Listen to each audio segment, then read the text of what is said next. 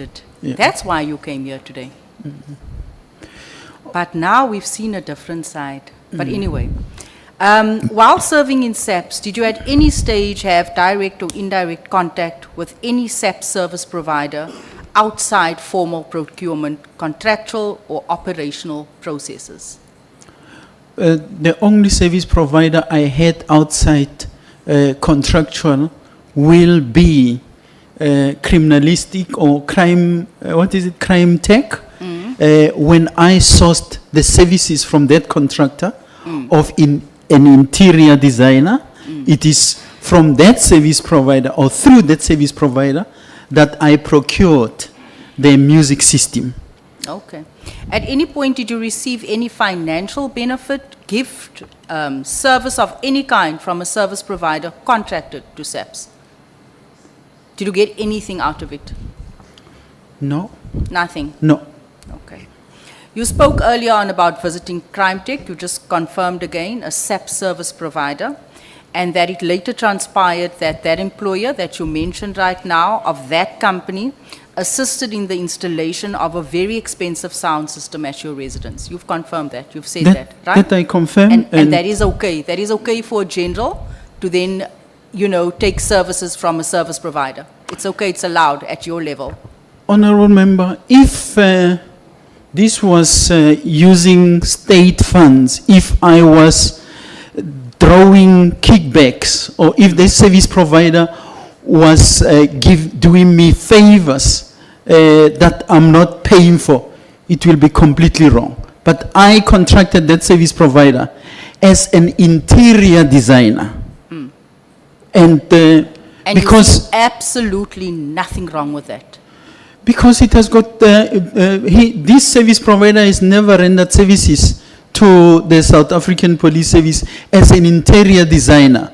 But it's a service provider, irrespective of what they do. The fact of the matter is it's a service provider. But service providers are human beings, and they do business in other areas, okay, in private. So I really, if it is maybe a lapse on my part, I'll admit, but at the time, I did not see anything wrong because I paid for the services that I required. Okay, sir, so help me out here. Are you aware of the forensic report conducted by CPN? I'm fully aware. Right, which found that SAPS, and in particular the Forensic Services Division, which you led at the time, right? Now, you said there's nothing wrong, right? So I want to show you. That same company that was rendering services in terms of interior decorating and installing sound systems, right, was overpaid by nearly 500,000. I'm yet to see that, Honorable Member. I've got the report here. Yeah, I'm yet, Right. I'm So yet that to see same that. company that you just said there's nothing wrong, that same company, after you utilized their services, they were overpaid by 500,000 rand. You've got. I don't think so. Does that not strike you as questionable? No. Doesn't. Okay. No. If they were overpaid for services that were not rendered, it is wrong. You just said now you don't know, but I'm saying to you they were overpaid 500,000. Honorable Member, first I'm saying I did not know of overpayment. Okay. But if there is overpayment, it will be wrong because no one, irrespective of who they are, irrespective of their proximity, can they be allowed to lay hands on state funds for services that are not rendered. All right, let's go carry on here.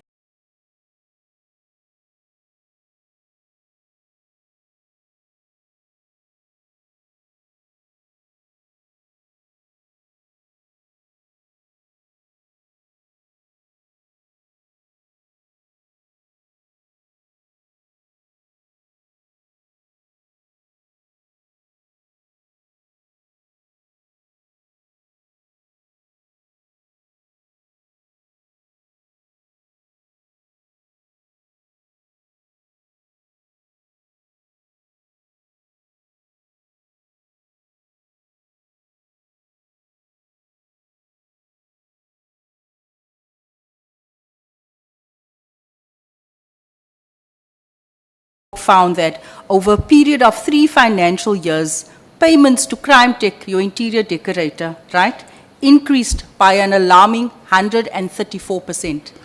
So they got work. So it's 500,000, right, overpayment, and now it's 134% Increase in payments. in payments. But if the payments increased and services were rendered, There's no NADI installation of your sound system. Sorry? These things are happening. no, Honorable Member, there is, these things are separate. I'm saying, Okay. and I'm answering you. I'm saying, if there is, let's say, a huge, let's call it huge increase of the amount you So are talking of. 134% increase in payments is not huge, sir. But Honorable Member, I just said, if there is a huge increase, like you are talking of 100 and whatever percent, and there were no services rendered for that, by that particular service provider, there will be something absolutely wrong. But if those services were rendered, were consumed by the South African Police Service, the products were delivered and they were utilized, which I know they were utilized because it is in that criminal record and crime scene management environment that we were able to reduce the backlogs. We were able to improve performance. We were able to make sure that police clearances are delivered within Thank you, 6 sir. days. Do you also It can be wrong. recall, after all of this, do you also recall that an affidavit filed in Pretoria High Court in April 2017, which IPID investigators alleged that you were receiving bags of cash from service providers? I still, even if they file that report, I still want proof and let that case go to court because there is no such. So you It's a don't find wild allegation. So, Mr. Phahlane, you don't find it coincidental that you have this contact at a service provider, they install a radio system, suddenly they have an overpayment of 500,000, they have an increase of payments of 134,000, and then an affidavit gets laid saying that you are collecting bags of cash. And you see absolutely nothing wrong with all these coincidences. Niks fout nie. Honorable Member, I've answered and I'm going to go in the same sequence. I have never seen the overpayment of 500,000. I'm not aware of such, and I confirm that if there is overpayment, it is wrong. You can't overpay for services not rendered. 2, if you talk about 134% increase, if it is in line with the contract delivery and what has been delivered has been utilized, there cannot be anything wrong as long as there is compliance and that which was delivered was not for private use, but it was for use by the police, which I am convinced that those deliveries were for police work, and as a country we derived value out of there. There Mr. can be, Phahlane, you know, in Afrikaans they say, jy kan dink wat jy wil, maar jy kan nie sê wat jy wil nie. This is one of those instances. that is sure. Yeah. That is sure. My last question, sir. This committee is probing patterns of criminal capture and corruption within SAPS, and you occupied some of the most senior and sensitive positions in this organization. Am I right?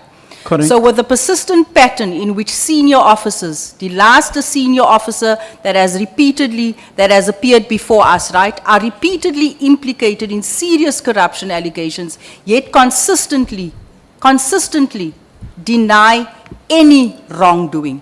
Everyone that has appeared before us, there's nothing wrong, has detached themselves from any wrongdoing, right?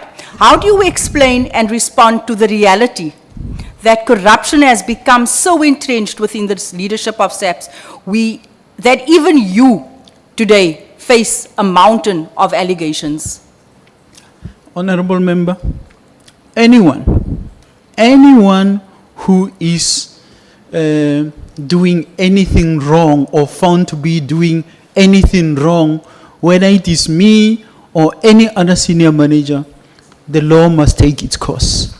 What cannot be is that there are all these baseless allegations that are never supported by anything.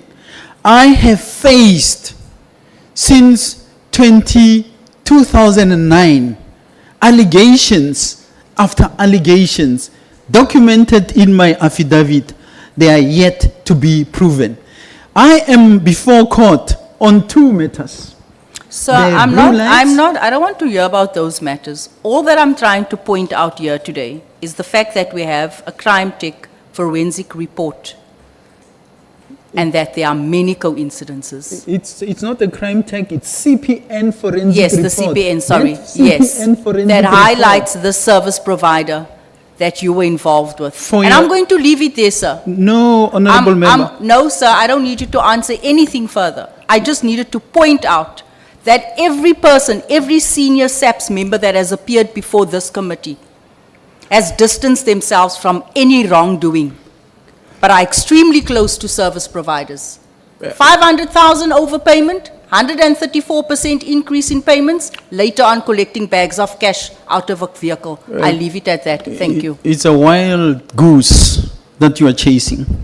Here's the goose. The goose It- is in the form of a forensic report. He Honourable is a yellow member. goose, he saw. Thank you, Yeah, sir. No, no. You want to comment? I want to comment, Chair. You are allowed. Honorable Chair and honorable member. Anywhere, anyone who has got any evidence of wrongdoing on my part, I must be investigated. And if there is any wrongdoing on my part, I must be brought before court. Just quickly, I still have time, sir. The Honourable- very same report says that crime tech, right, never delivered services on several occasions. Earlier on, you said that this was value for money. And they were dealing- I was seeing the the- evidence leader whispering to you, it can't be true. There are no goods which were never I leave it at delivered. that. Thank There you, were no Chair. such. And for your information, Chair, I sanctioned that report. I sanctioned that investigation.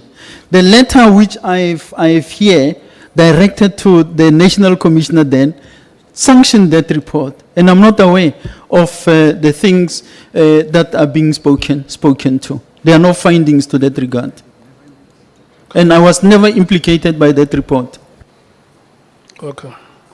Thank you. Honorable Shongwe. Thank you, Chair. Baba Phahlane, yaphileka baba. Kuyaphileka. Akwande.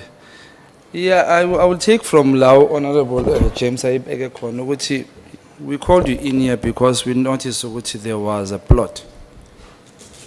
Indeed, I am starting to believe and see evidence of a plot. Can you kindly open on this one, this index book here? No whether you can see the bigger one. Page one? 1172. 11. 72.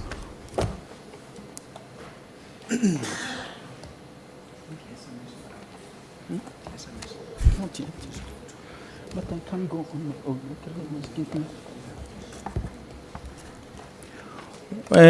1172. Yeah, on your left. On your left, there is, okay, after 2, can I start the process? Yes, I'm on 1172. There's, on your left, there, when you go down, there is a text there by USJT that says, okay, after 2. So I can start the process. Can you see that one?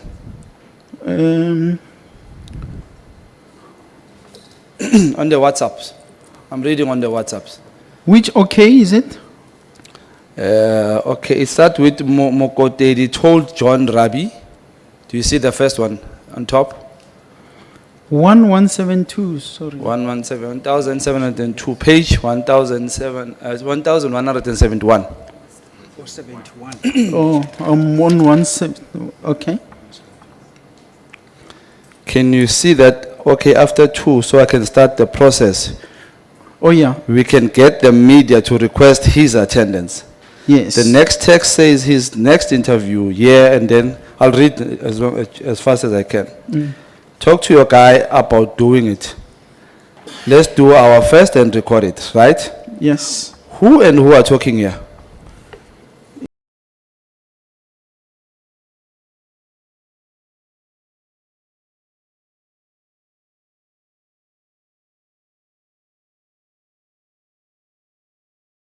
It's Robert McBride and Sarah Jane Trent.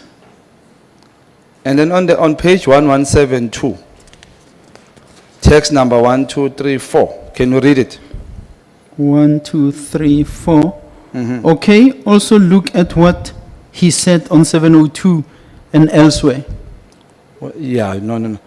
Where are you? Page 1172 on top? 1172. Yes, there's text 1, okay, the first text says to confirm everything is above Oh board. yeah, the second one That- say, okay, perfect. Yeah. Will it be a presser? And then okay I again. want that one. You want me to read the The okay, one? yeah. Okay, will you confirm for Friday at the Polygraph Institute in Centurion? Better at their offices and we can get a news camera to record it. This is news reporting live from the Polygraph Institute days after McBride challenges Mukoteti. Okay, can you jump to page 1191, 1191. 1191.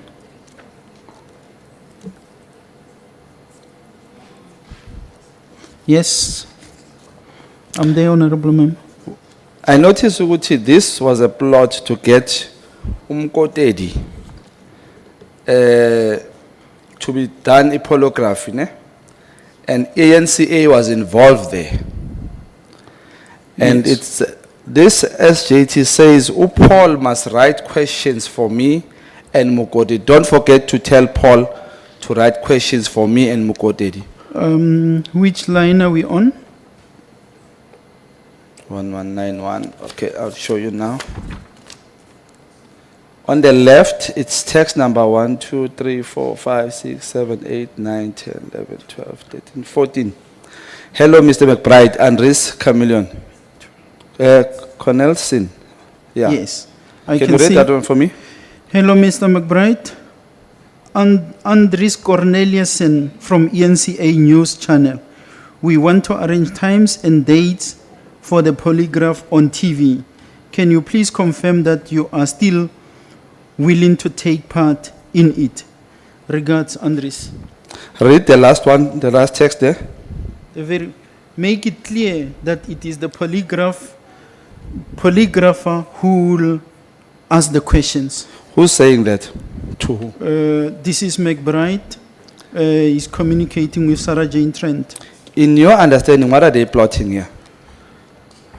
This was a polygraph test which McBride had agreed to, or they said they want. This follows that meeting, the famous meeting at the Krecher House. So once General Mukotedi opened the case and so on, this unfolded. So they wanted him and McBride to go for a polygraph test. Now, this polygraph test was arranged by Paul O'Sullivan and Sarah Jane Trent. They designated the person who was going to do the polygraph test. Payment was made by them. Questions were said by Paul O'Sullivan. McBride participated in this polygraph test, which allegedly he passed with flying colors. Was it that? Because in here, the text says, ask Paul to write questions for me and for Mukotedi. So Yes. does it mean McBride was given the questions before and then he practiced them? He had the questions and answers, and that's why he went and passed the polygraph test with flying colors. Mukotedi withdrew, did not participate in that process. Was it on TV, on ENCA? Sorry, Was it on Honorable TV, on ENCA? Yes. Yakhumbula ukuthi Mr. Nkabinde said in one of the meetings they had, there was 2 DA members there and ENCA members. Would I be wrong if I think the plot here is still in line with that? I can't remember mention of ENCA members. He said they were. A journalist? There was a journalist and From where? two DA, and he mentioned AfriForum. AfriForum. And then with the A journalist, journalist. he said journalist, yeah. Would you suspect that they were from ENCA? Hey, no, I can't. Okay. I can't say so. Let's go back to page 1172. 1172. We're still on the WhatsApp, no? Yes, I'm there. On the right hand side. Remember the first one you read, it said, okay, I will confirm Friday at the polygraph institution, right? Yes. When you go further down from that one, it's 1, 2, 3, 4, 5. 5 from that. Looks like polygraphy can be done on Monday. Can you read that one for me? Looks like polygraph can be done Monday or Tuesday. The guy is going to get it up so that no one can question it. All above board, etc. And that's Sergeant Trent. You understanding? Well, in other words, it will be done to perfection, and it will be concealed in such a way that it is being seen as genuine. All right, let's leave that one. Usara Jane Trenlo, uyini, what was she? Where was she employed? By Paul O'Sullivan. Was as, she part of the IP, IDEC or something? Well, she remains an honorary member of IP together with Paul O'Sullivan, because they've been going around with IP investigators. She has been drafting affidavits. She has been drafting applications for 205s. She has been interviewing witnesses together with Paul O'Sullivan, in addition to her other extramural activities as a girlfriend to both. Does she have the authority to handle such document? Was she employed by SAPS? Sorry? Was she employed by IP or was just an honorary? No. Ubefakwa nje. She's employed, By Paul. she was employed by Paul, but we now know that IP was managed by McBride through Paul O'Sullivan. Just to be clear, she was not getting salary from the state, No, she's not getting a salary. which from means the she had no right to have information about members of the state. state. Not at all. Let's go to page 1139. And 39. And please read from the top for me.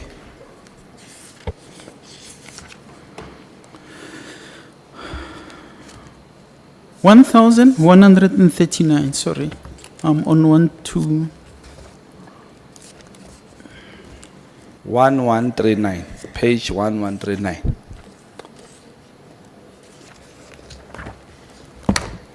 I'm there, Chair. While we are looking, Sarah Jane Treadlo bekajola nobani? Bekajola no Mandla or no McBride? Because la, babizana love and they're planning for amabhodlela bayolala khona endlini. Bese no Mandla bekajola nobani? With both McBride and Mandla, the late Mandla. And Mandla and McBride bebasebenza boyi-2 abangani futhi. Correct. So ihlanganisa beku Sarah Jane. Asidlule lapho. Ngicela ungifundele from on the left page from the top. There is a part, I know Honorable James went through something. It may be that she was very diplomatic. 1236. 1239, page You 12. wanna bang. Sorry, it's one. No, I'm wrong. 1139, that's the page. 1139. Can read from the top. How is it going?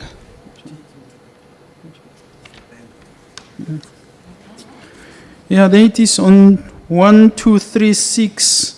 I'm just confirming what you were saying. 1236. And Honorable James said it, although she read it selectively. If you can even go further back. No, Pretoria, Njolo nje uqala le move. We wanna bang. Can you please stop using that? And then there is one, 1, 2, 3, 6. 1, 2, 1, 2, 3, 6. 1, 2, 3, 6. Are we Yeah, allowed to they even on have 1, this? 2, 3, 6, it Yes. starts, hi sexy, hi babe. What Yeah. you up to? About to go to bed. You? Um, It's you? still on road. Be safe. No, Rest I'll will read try. the other part, you read the other one. Rest. Then you read they will try. No, there is. Yeah, we'll try. Hey, babis labantu. Yeah, there's Bao chika there's quite a bawa. lot. There's a bao chika wawa. What does it mean, Honorable James? What is bao chika On wawa? 1, 2, 3, 5. 1, 2, 3, 5, yeah. Go 1, 2, 3, 5 from the top. Tired and one up. We mustn't waste time sparing. She have dinner and sex by 2100 hours, sleep at 2200 hours. Of course, I did got banged. Balls are blue, whatever that means. Was this soccer balls? Okay, let's go back to 1139. Shongwe and Phahlane, what are you doing? We are reading what is here. Eh? We are reading what is here on the evidence. Or is You can read, evidence? you can go on the page. Because what I'm trying to get here is that there One, was one. a plot according to this text, Chair, if you check it. No, but there is something, honorable member, which I thought you will get to, and I'm aggrieved with Honorable James not reading it because he had it. 1241.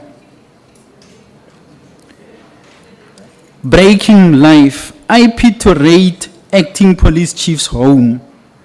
And then there is a question. It's an ENCA breaking news. Who leaked this? Sorry, News 24. Who leaked this? At the bottom, from the bottom, me. That's Robert McBride. Page, what is this? It's 1241. 1241. And where exactly? Because I'm on a different one here. Now I'm going to point from the bottom. 1, 2, 3, 4, 5, 6, 7, 8. From the bottom. The breaking news That live is IP. who leaked. And then from, if you go down, you pass who leaked this. Yeah. And then you'll see there's a question. Hi there, good morning. Hi. What's up? What's up? Me. And then me. You So awake? this me, he's answering who leaked this. Yes. It's Yes. him who's saying so. Right, before we go to that, I want us to go back to 1139. It's very important because it links with this one. Mine is what, 1242. Let's go to 1139. 1139. Yes. Paul, I want to understand who to make McBride took the whole minister's ID number and gave it to Sarah Jane Trent. And I want to understand why, what was the reason for that? If this was not plotting, what was happening here? Why would Sarah Jane Trent have the minister's ID number? The first page on 1139, it says, hi, how is it going? It's all inquiry, Cats, Colonel Andre Netling, something like that. Then when you further go down, it says, anything I can do. I saw that Ntlego is trying to get rid of me again. Do you see that one? Yes, and then the next one say, let him me try. Let him try. And And then who's saying that? Let him try. that's Sarah Jane Trent, and she follows it by asking, you have an ID number or cell number? Of who? And then that's of the minister, and that one is off. Then he said Ntleko.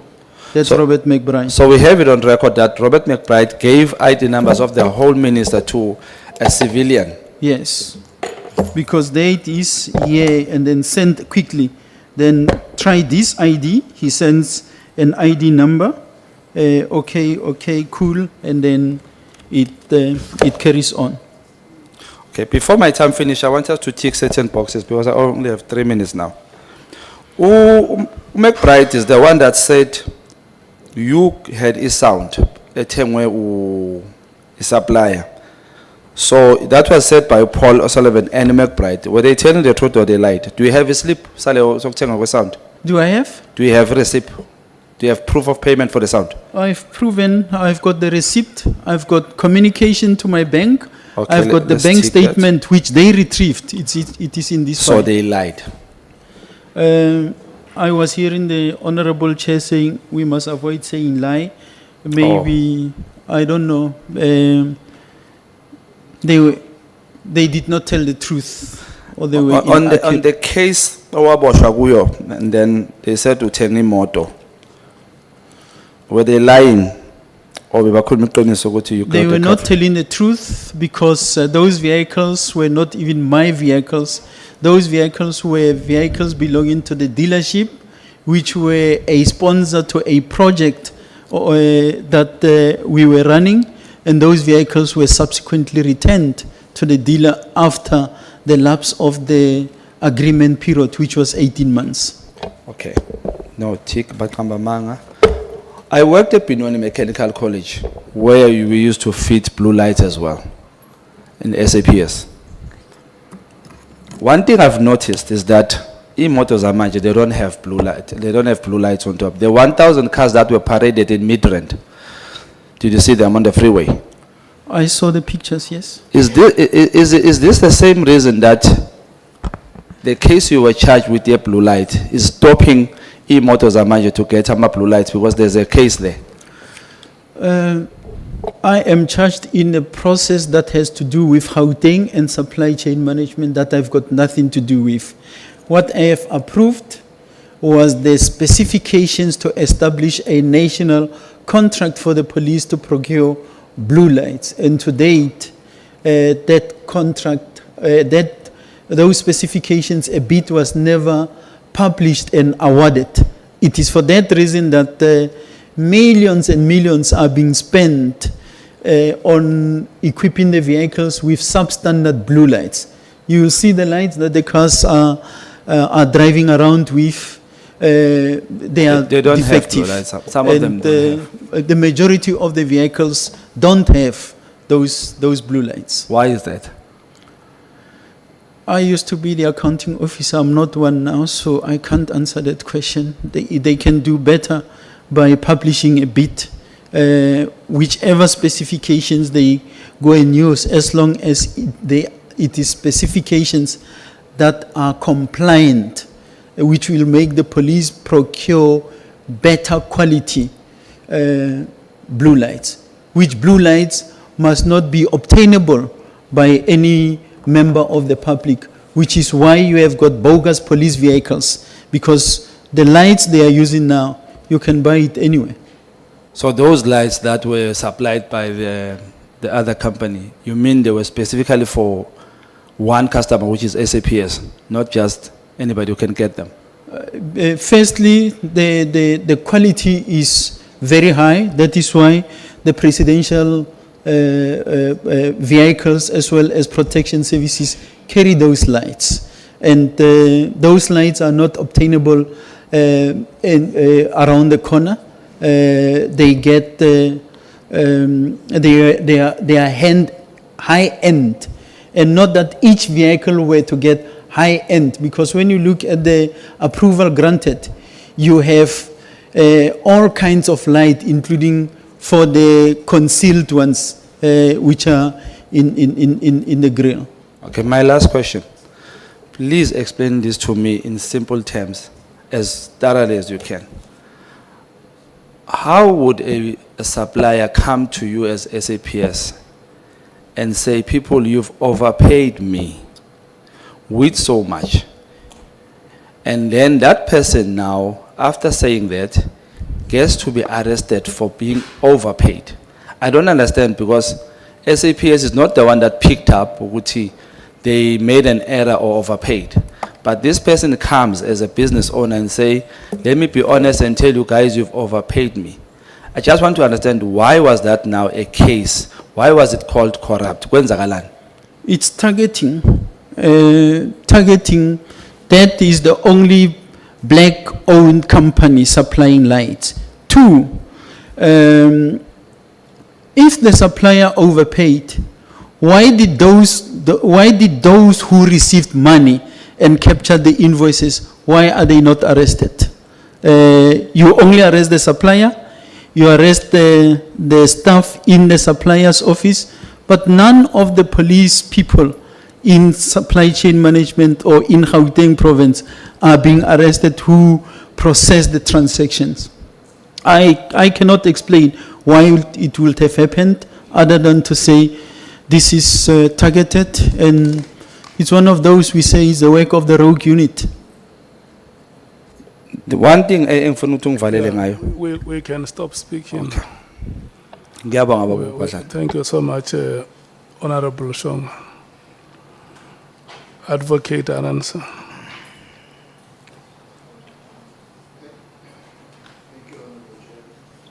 Members, General Phahlane, you once the most senior position in the South African Police Service as the Acting National Commissioner.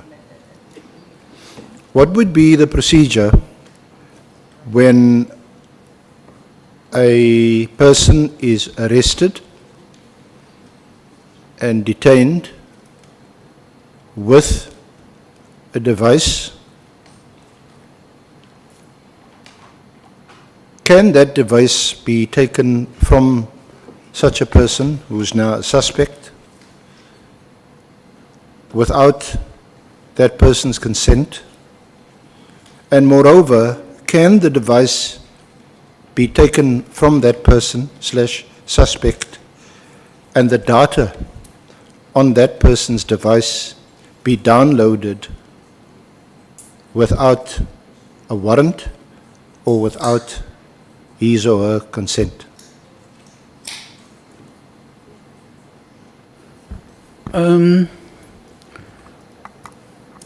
Honorable Chair, I choose not to answer that question in detail because I happen to be a complainant in that case. Those who did the investigation and the prosecutor that dealt with the matter are better placed to answer it. So I am conflicted. I'm not going to go into that matter. Safe to say, there is nothing unlawful. Anyone who's arrested, his or her belongings are taken from that person. If that person is going to be detained in the cells, whether it is your belt, your tie, your shoelaces, whether you've got the cell phone, money, it gets removed from the person, and we don't need consent. That gets deposited into a prisoner's property register, SAP 22. So you don't need anyone's permission. I will end there. As to the investigation will carry. I happen to have been arrested by the same IDEC rogue unit, and they wanted my phone. Can I do what some of the honorable members also do, please? I've asked you a question. You said you've been in a similar situation and you do not want to respond. Please, with respect, I don't want some long-winded answer, because the response from you is absolutely shocking, coming from a senior police officer. We all know when you get into You a can police tone station down a little or bit so that into- me and you are engaging on the level where Please, I can hear. I've got the microphone. When you are arrested and detained in a police station, yes, especially your shoelaces, so that you can't be accused of hanging yourself the next morning, or any other clothing or whatever will be taken, and it will be put in a register, but you will sign for it, so that you know it's your shoes, it's your shoelaces, and it's your cell phone the next day. But you cannot take a person's cell phone, open it, and download the information on that person's phone. And I'm saying this because there's two examples, and I'm not pulling it out of my head. Right here before us, Minister Mkhunu, they came to his place. We were staying in Pretoria. They wanted his cell phone. Mr. Kat Matlala, all this data that's been downloaded, including the messages that I read back to you from Brigadier Macheng and the interaction with Mr. Matlala, came from his phone, but there is a document that General Khomalo placed before this Honourable Committee and the Matlanga to show he had consented, they can download it from his phone.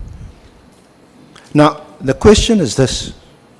These WhatsApp messages, which you read with great glee between Trent and McBride, where did you get that from? Honourable Did you Chair, get the permission of Ms. Trent and Mr. McBride for these messages to be placed before this Honourable Committee? Honourable Chair, I don't know where the other part of the response which is attributed to me comes from. When someone is arrested, you take the properties, the belongings on that person.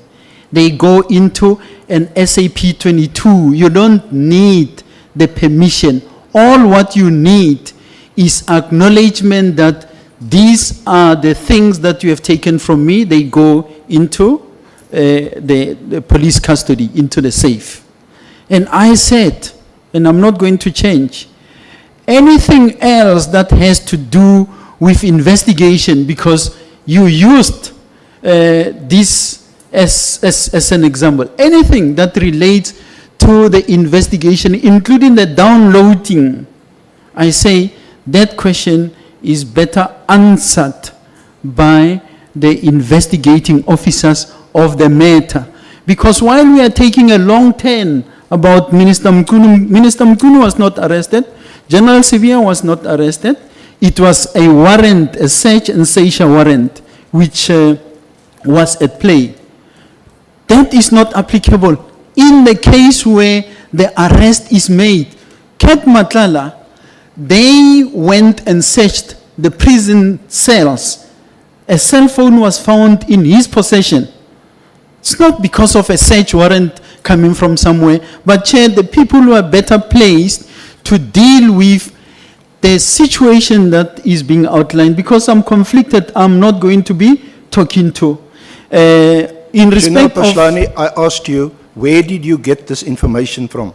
These WhatsApps that you put in your document, which has now been referred to by Honourable Shongwe, where did you get it from? Did you get the permission? I got them from where you got those text messages that you were sharing with me. The text messages I shared with you, I told you where they come from. It comes from Kat Matlala's telephone and the data on his phone, which was downloaded and retrieved by General Khomalo and his team with his consent. It was shown to all of us. That is why we could refer to it. Can you give me the same assurance that you got the consent? I'm not going to give assurance. I'm going to confirm that I got them in the same way that you got those WhatsApp messages. And there were people investigating this case that people were able to build it into a docket. This comes, it's part of the docket, and you will have the privilege of talking to the the prosecutor who's coming here. And those questions, I'm going to leave them there. Now, I put it to you, and if that is your response, this was unlawfully obtained? Can we get Honourable Nombal? Chair, I thought you will intervene, but I think the evidence leader is abusing the platform. And he's not only abusing the platform, he's also abusing us as members of this committee. One, he is now prosecuting the witness. He is not leading evidence. Number two, they had an opportunity because he consulted with the witness. This is not an ambush. He knows these documents because they were brought to him before today's proceedings.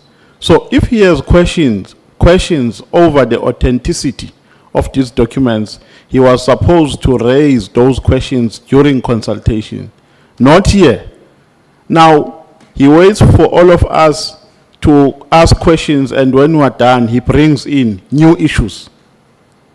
He is abusing, and the tone, Chair, is unwarranted.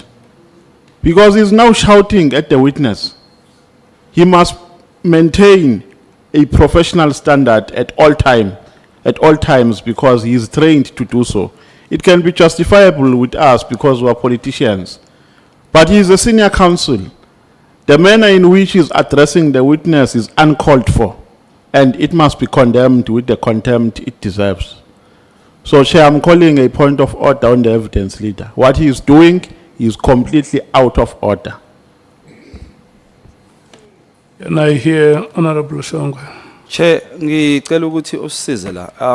It is my understanding that, Chair, if you check this document, it has about 1,314 pages, this one. And the other one about 600, the same as the other one. Does Mr. Arends are trying to tell us ukuthi we read all these documents that we always get from them and authorized to get them from, to get these documents from them. And I think he's here for one reason, that if we get the statement, we get a statement signed and affidavit and all the annexures from the SC. Is he telling ukuthi usifake inkingeni nathi sesenkingeni for ukuthi siphathe ama-SMS ama-WhatsApp angekho emthethweni ngenxa yakhe? I think, Chair, that one we should see xoxe manje, because if we are now in trouble ukuthi siphethe ama-WhatsApp angekho emthethweni, ubani wavumela uthezela kithi? Because every document we get from him. So I don't understand this, Chair. Can we fix that, please? Can I get it clarity as well? Honorable Matthys. Yeah, thank you, Chair. We've been sitting here hoping that you would intervene. So number one, the first thing that our evidence leader, senior counsel, said when he started was that as the members of parliament have been doing. He's not a member of parliament. He's our evidence leader and he's supposed to lead evidence, number one.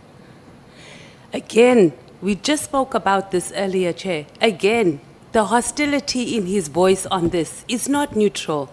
And this is exactly what he did, the same thing when Honorable James brought these messages in here. And then to echo the same point, is that we can't be getting documents here that haven't gone through the screen and then to be questioning the witness here how he got the documents. They were distributed, we found them here on our table, we've been going in and out here.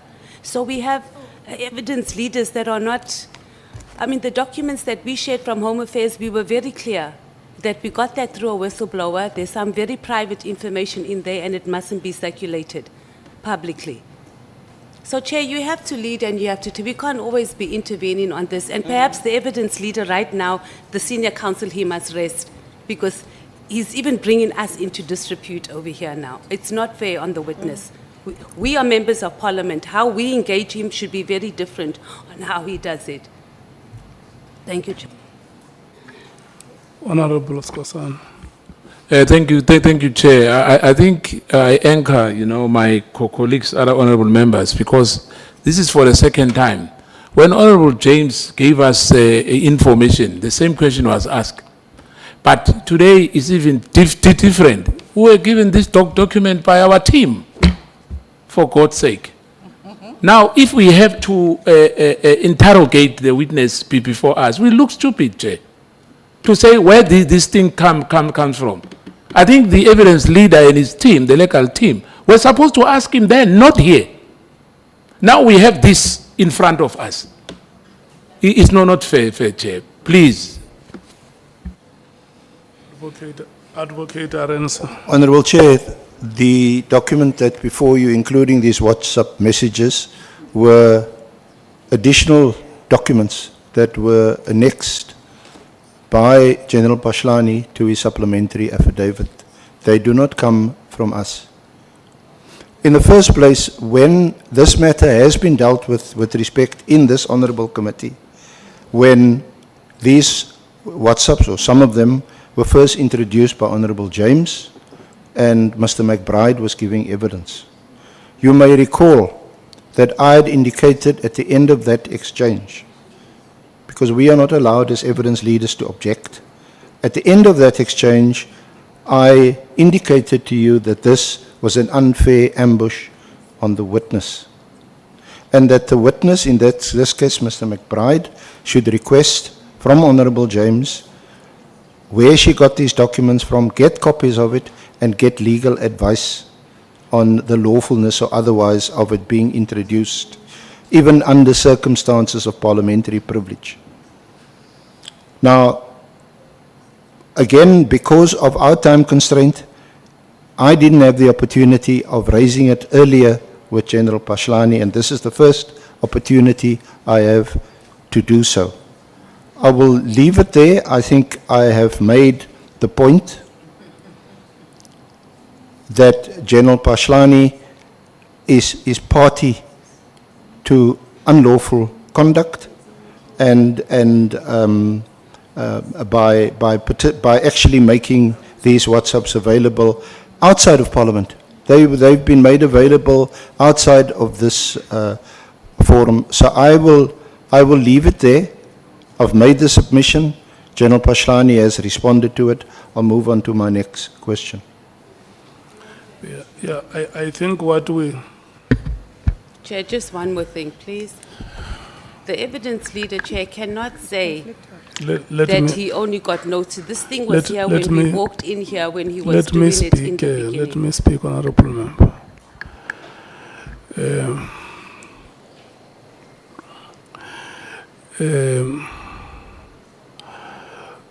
Number one, the point of order that members have raised is sustained. I do not think that the witness is being fairly treated. Especially that, and the honorable members are right, that during the consultation process, and when the supplementary affidavit was made, is submitted to yourselves as evidence leaders, and maybe even before the proceedings started, the members could have been warned, or the witness could have been reminded that there is this annexures that you have presented before us. There is no way, as the legal team, we can hide them away from members, because you submitted them to us, but we will go and inform the members and also remind you that there are question marks on how the information would have been obtained. But in these proceedings, there are witnesses who have come before us and have said it before us in these proceedings that they have information. I remember, I can't remember if it was the first meeting or the second appearance of Mr. Paul O'Sullivan. He says, I have capacity to detect that the statement that General Mkhwanasi read at the press conference was not generated from his gadget. And we haven't asked him whether such an exercise is lawful or unlawful. And many other witnesses would have come before us and made similar claims. I think honorable members are right, and SC, the hostility between you and General Phahlane must cease, and must cease now. The reason why I'm saying this is because earlier on in the afternoon, he raised concerns about bias, and we made him to withdraw that statement. And we must not exhume it inadvertently, because where I stand is that that statement is dead and buried. But if we continue to engage with him in a confrontational manner, or in a manner that generates animosity, we may end up reinforcing certain suspicions. If we can be as professional as possible, and like we have always emphasized that when we engage here, let's have a conversation. Let's not be adversarial or accusatorial. Let's engage in a way that it becomes a conversation between us. Thank you. May I proceed, Honourable Chair? General Phahlane, do you accept that your dismissal is as a result of the alleged irregularities surrounding the award of the tender to Itemba? Do you accept that that is the basis for your dismissal? Chair, I had my hand up unless I'm not allowed to raise the hand so that I can talk to an issue before I answer the question. You want to say something before you respond? Yes, Honourable Chair. You are very much allowed. And I'm going to this document, and maybe just to put the Honourable Chair and members at ease. When I came here for consultation with Council, we have told him that I have, in substantiating what Nkabinde was saying, I have even access to WhatsApp messages and documents emphasizing the point. That was during consultation between him and Advocate Mokgwaitsi. And I was with my counsel. 2, it was in that meeting that I also sponsored my relationship with Ket Matlala. I told them up front that there is this thing and I know this person.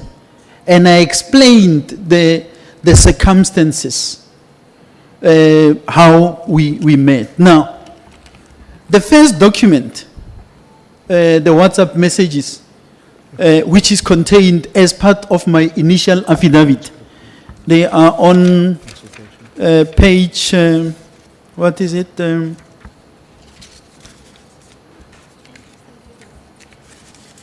They are part of the bundle, it's annexure 30. So, they were here when I was here. The only thing that happened now, because we did not include the McBride Sarah Jane WhatsApps, after Honorable James went into those, because there were issues that I wanted to flag, which I'm not allowed to do because I'm not allowed to go through my affidavit. I then included them as part of the supplementary affidavit. And I said that supplementary affidavit purely carries documents, including the documents that were responding to people who were here. Ramalepe, Ramulove, and Malachi. Those documents, this is responding to that. So, but to close it, Chair, that's why my response was, I got them through the same way that you got them. These are part of the records of our affidavit that served before the Zondo Commission of Inquiry. In my submission when I started, I said, just like General Mukhonazi, we had submitted to the Zondo Commission of Inquiry affidavits. General Mabula, who was the lead investigator in this matter. Now, in this matter, I'm referring to the same matter where Sarah Jane Trent was arrested, where allegedly she was kidnapped. Now, it's very strange in our country that when you arrest someone of a certain complexion, it is kidnapping. But when we arrest everyone else, it's arrest. So, Sarah Jane Trent's cell phone was taken, and I'm using the word loosely taken, during her arrest. And the due processes were followed by the investigation team in terms of having information retrieved from that phone. Because it's a phone that was used for the commission of crime. And the crime we are talking to, case 12 of 1/2017. We still want to know what is happening to that particular docket. I was told I'm going to get answers, even by the evidence leaders. I still don't have. So this is where these SMSs, WhatsApp messages are. So, Chair, I can't help it. If they were in the Zondo Commission of Inquiry, if they are part of the supporting affidavit, I don't know why I must be fingered. But I take ownership for this, because in here I included the affidavit of General Mabula and Brigadier Ngube, who were the investigating officer in this particular matter. And this is part of the evidence. Just like I was talking about the Section 70 evidence, which is there. Similarly, this is evidence. And one day, when there is justice in our country, and that case is being brought back before the court, these are part of the evidence that will be led. Thank you, Chair.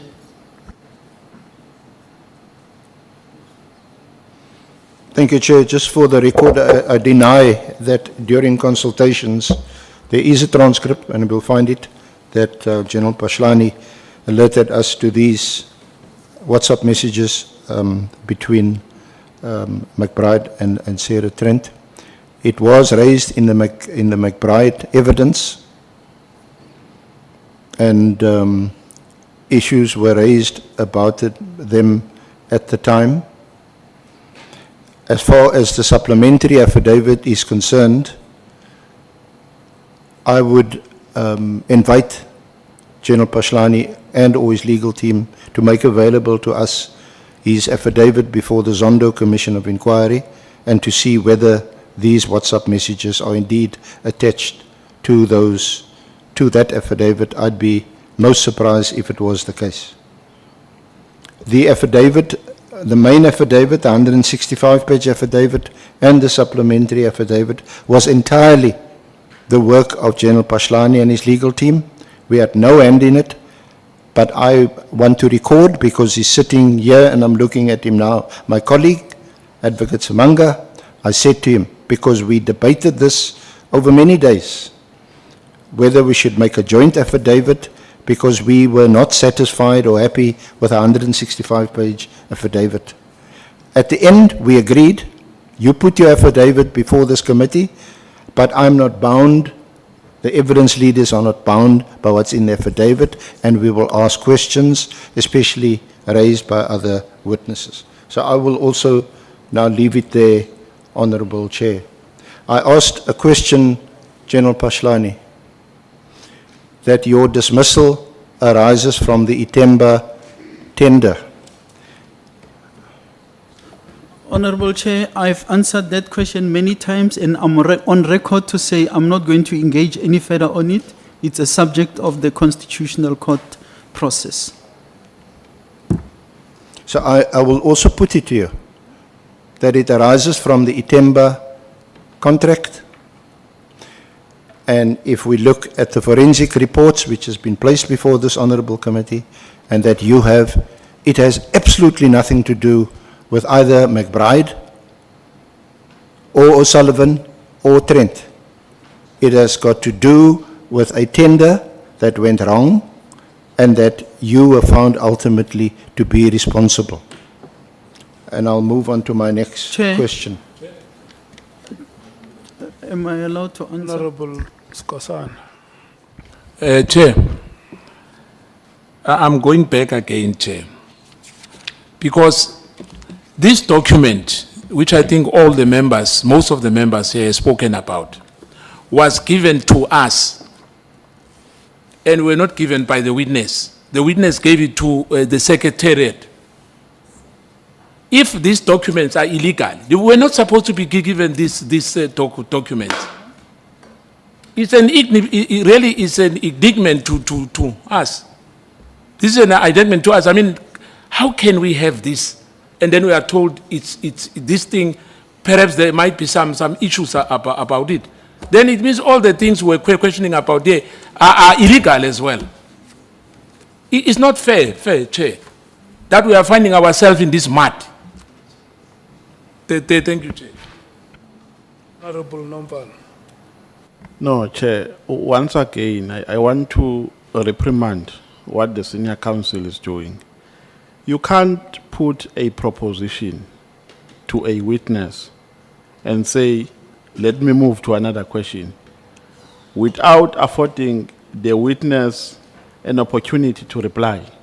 Because here we're not making statements. You put a proposition and allow the witness to respond. Because it's not a statement, it's a proposition. No one is in possession of conclusive evidence here. We're testing evidence. So don't come here and make conclusive statements and say your dismissal was not as a result of influence of McBride and Paul O'Sullivan, and just pass to another question without affording the witness an opportunity to reply. Chairperson, I don't know how many times we must raise this, but the hostility must end. If really the senior counsel has emotional issues against the witness, he must withdraw and allow his colleagues to lead evidence. Because he is not doing well. Senior counsel, you are being emotional, unnecessarily so. And we are not going to allow that. This is our committee. We are not going to allow you to show this hostility to witnesses. We will never allow that to happen. Not under our watch.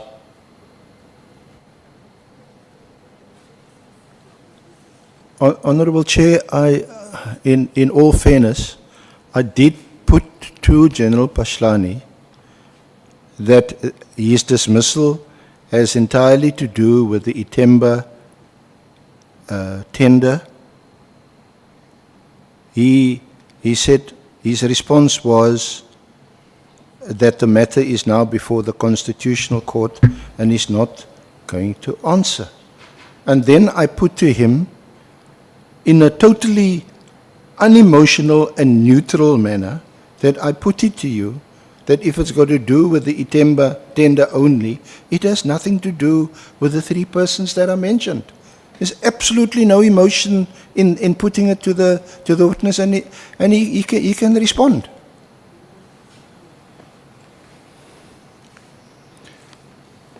General Phahlane. Thank you, Chair.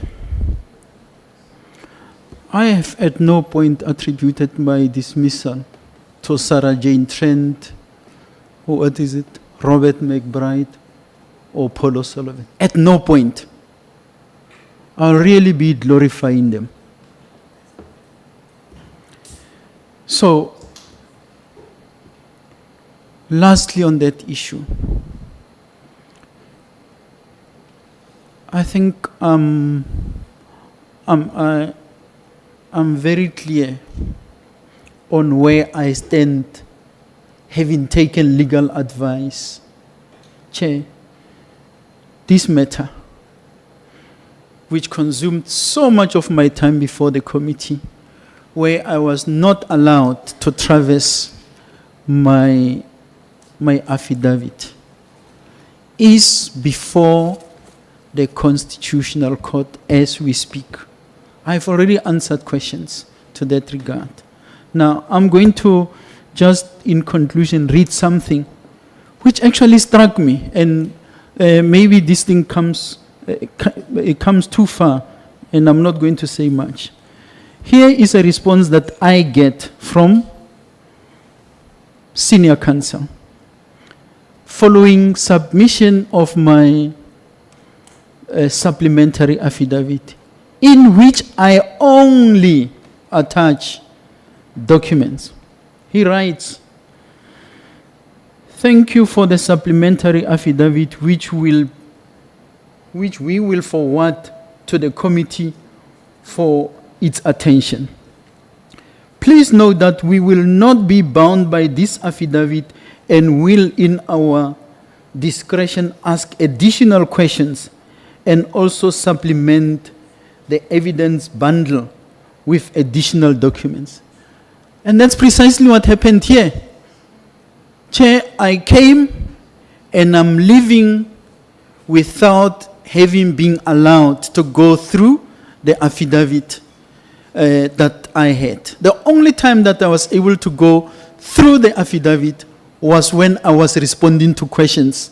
Questions raised based on documents and affidavits which are not part and parcel of my affidavit. But who am I? I'm just a witness. And I guess that's how it is. Thank you, Chair. May I proceed, Chair? Thank you. General Phahlane, again, if we could just agree some pretty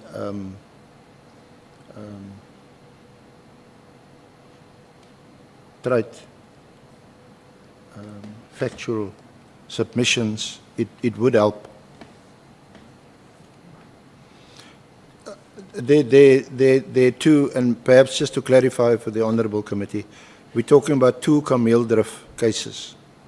There's the one complaint against O'Sullivan, Trent, and IPID when they visited your place, and the other one is the Kameeldrift case where they complained about Mbalula, the Northwest General, his task team. That matter was dealt with by Judge Tuckton, and you have annexed that judgment to your affidavit. Is that right? And the other case, the other Kameeldrift case, where you complain against O'Sullivan and Trent and IPID members, that's the matter you say you're still waiting to hear what's going to happen with that case. You are incorrect.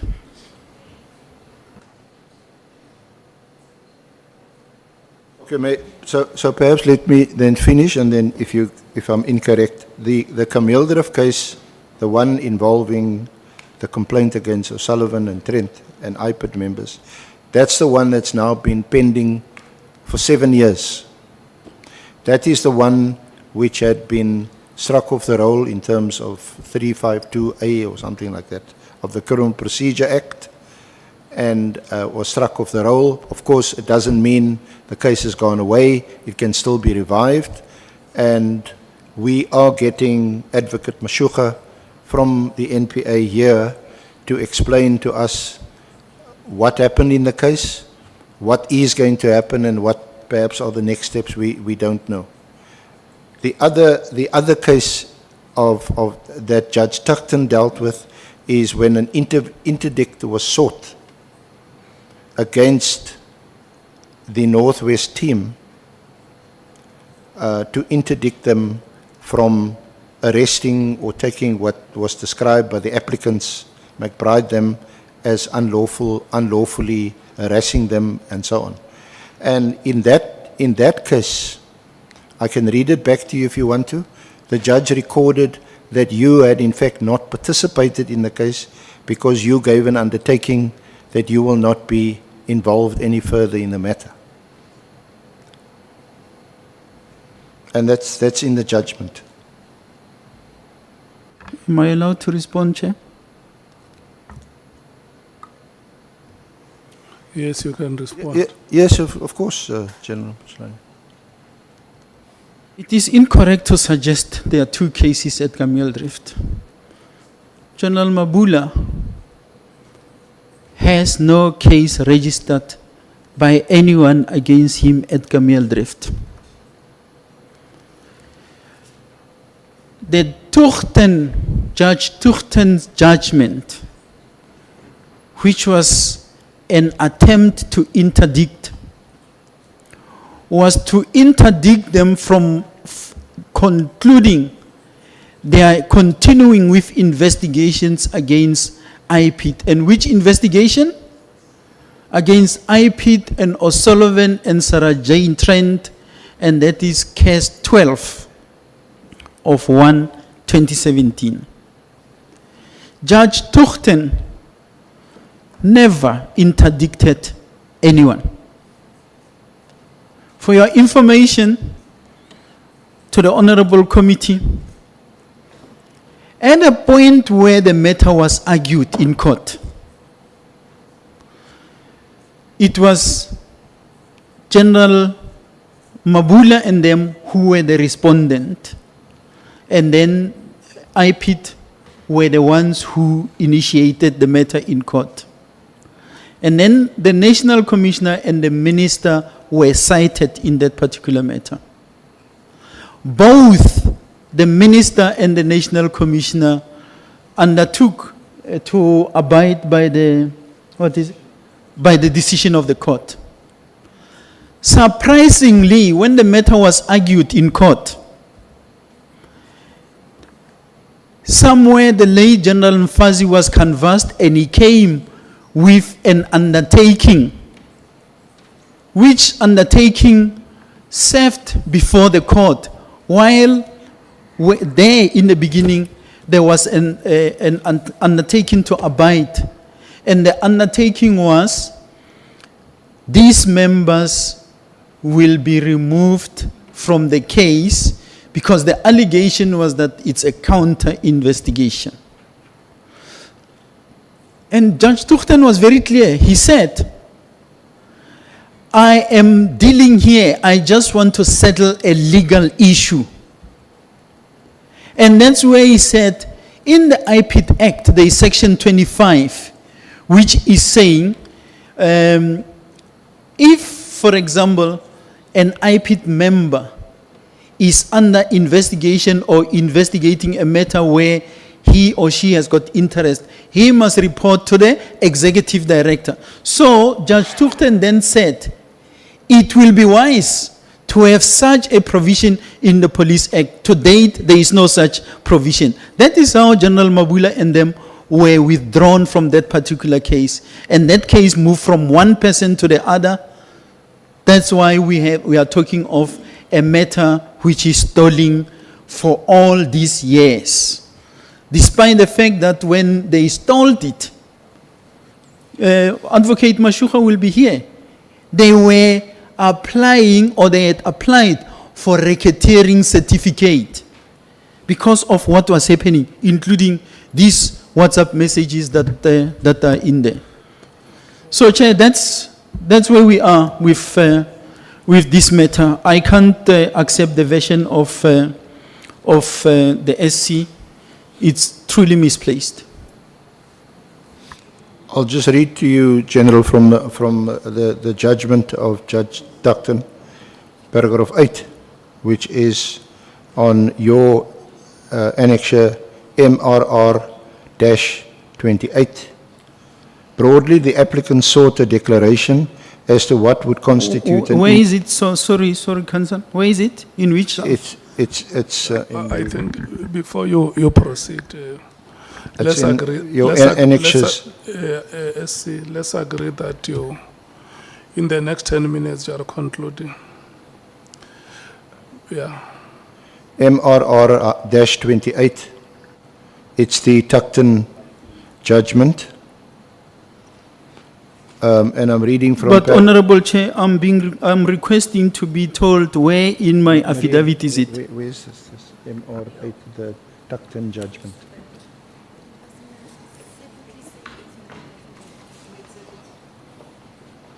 It was also next to the annexures.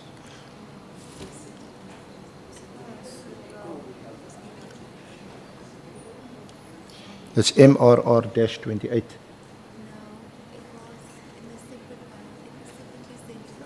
What was it in the? Was it in our bundle?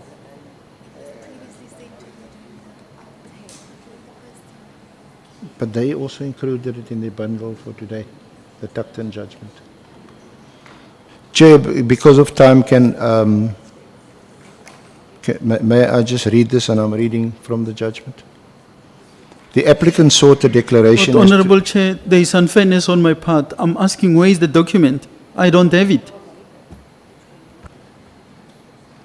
I'm asking my colleagues to just locate the document, Chair. It's a Tuckton judgment which has been referred to even by General Phahlane during the course of before today. you do that, Honorable Skosan. Thank you, Chair. And I guess the 10 minutes we will take it, Chair. But I wanted to raise something, Chair. You know, it will sound or looks like the SC is defending Paul also Sullivan, Robert McBride, and Sarah Tritri. The way this conversation between himself and the general, it doesn't give confidence, honestly speaking. Chair, the 10 minutes will take, but I can tell you, I mean, some senior SC will really talk to the off record to the SC.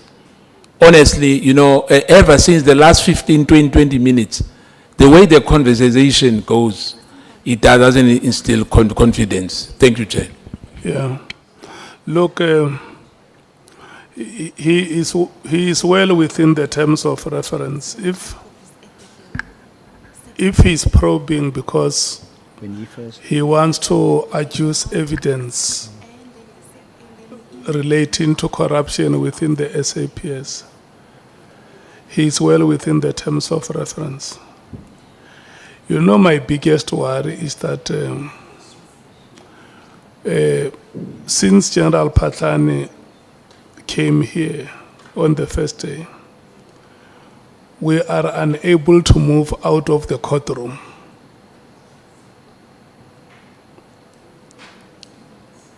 That is my biggest worry. We have been in the courtroom from the first day. We have been in the courtroom this afternoon, and we are still in the courtroom now. As you move towards concluding, Advocate Arends. Chairperson, I'm afraid that does happen, even in a hearing of this kind, when there's a dispute over what constitutes the facts.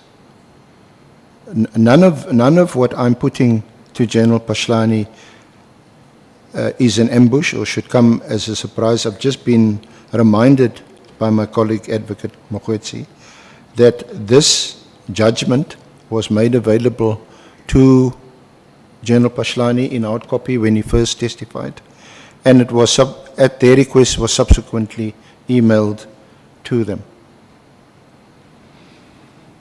So, Okay, before we proceed, let's take Honorable Sauls. Chair, we must protect the integrity of this committee. My understanding is that the SC is supposed to lead evidence. So whatever he's talking about has to be in front of the witness, because that's the purpose of consultation. And so we cannot run away from the fact that even if the SC doesn't call it an ambush, but it's an ambush. The witness should have been informed, we are going to use this because we're leading, and in cross-examination, because it seems like the SC has chosen to do that too, he should be transparent and fair to the witness. The witness should know, he should lead and cross-examine, but in a fair and a transparent way. Otherwise, it will come across that this committee is not fair and we have chosen a side. And I urge you, Chair, to protect the integrity of this committee. Thank you, sir. You are making a very valid point, Honorable Souls.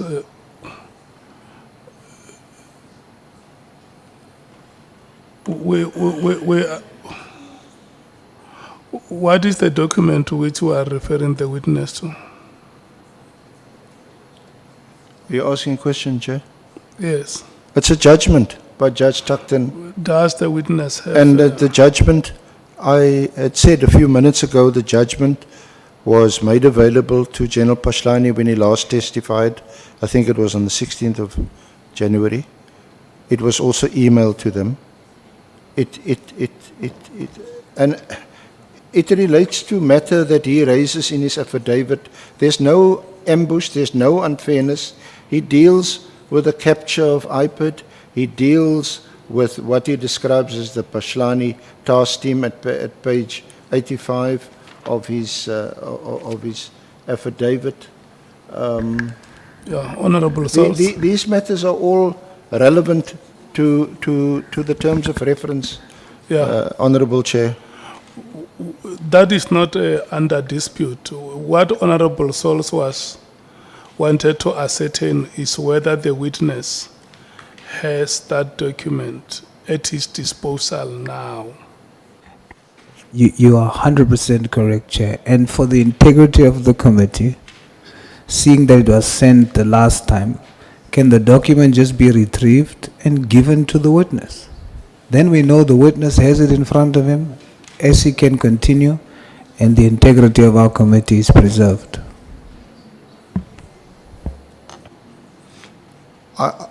Honorable Chair, for the sake of time, I think we also need to be, integrity equals consistency in one's approach to witnesses.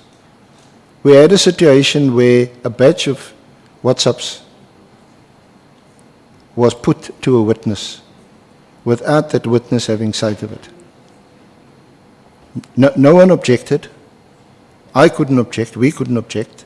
At the end of that exchange, when the content of those WhatsApps were communicated to the whole of the country and all the voters and people who voted honourable members into Parliament. Yeah, At but Chair, this is not correct. The SC is now making it look like... Yeah, SC, I think that we are going to stop the proceedings here. Chair, but senior counsel has to withdraw, Chair. No, honourable members, we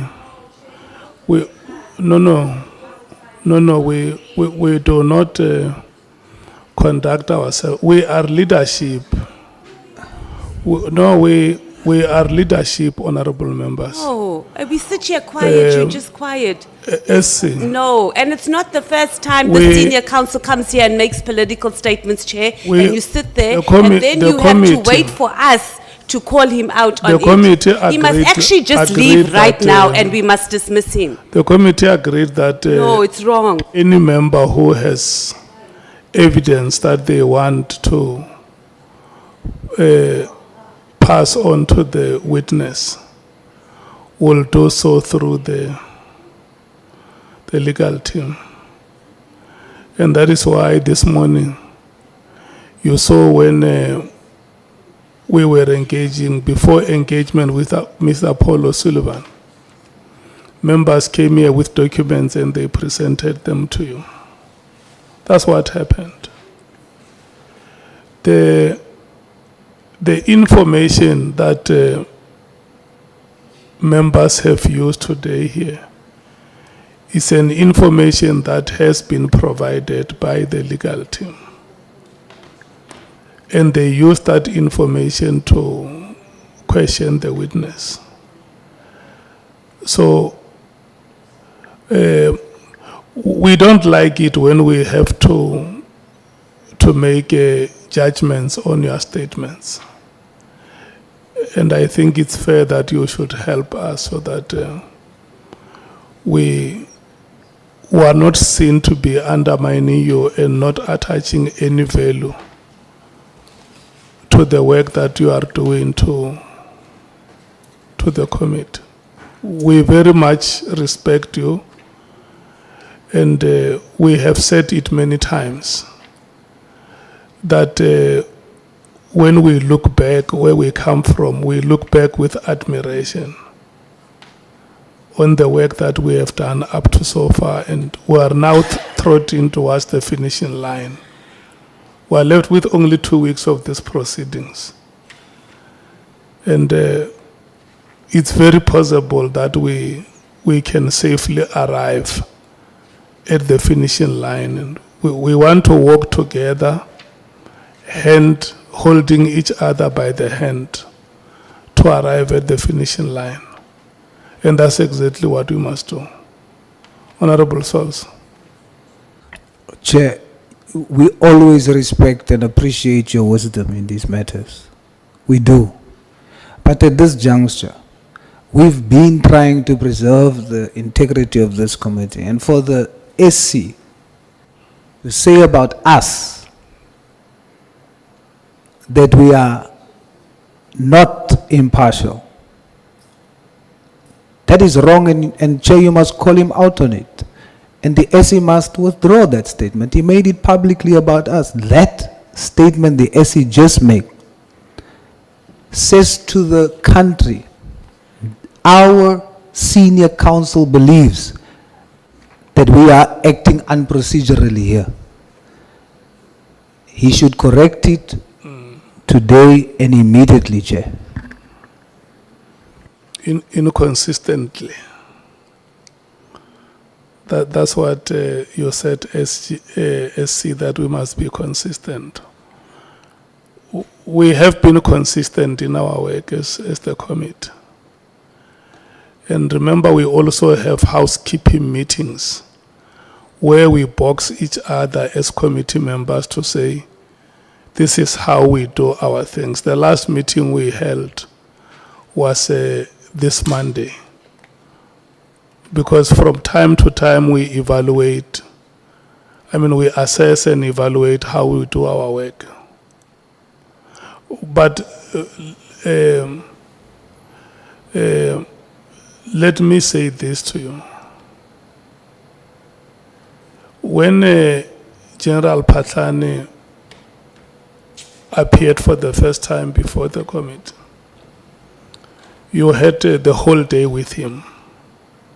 The whole day, the first day. And then he came back today from 2 o'clock. You requested 2 hours, we gave you. And members asked him questions. The list of members has been exhausted. It's almost an hour now since members have finished asking him questions. And I think now we are at a stage where we should conclude these proceedings. If there is anything that you want to say or any question that you want to ask, it's going to be the last question. Thank you, Chair. Thank you very much. Chair, you must withdraw. I'll come back, Honorable Souls. We need to give the SC chance to... Why are you lenient on the SC, Chair? The SC has hampered our image. Why are you delaying requesting him to withdraw?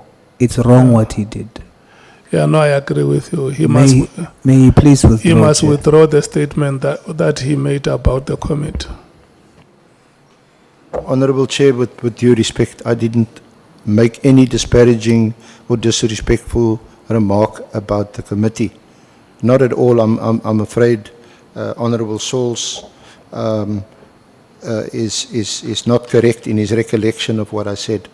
What I did say was that the Honourable Committee should be consistent in its approach to the witnesses, and I made an example of the emails, the WhatsApp, sorry, that were produced by Honorable James. by Honourable James in relation to Mr. McBride. Yeah. That is the comment. And what we are saying is that you must withdraw that statement because you were in our meeting on Monday, you heard what the committee said. We are consistent.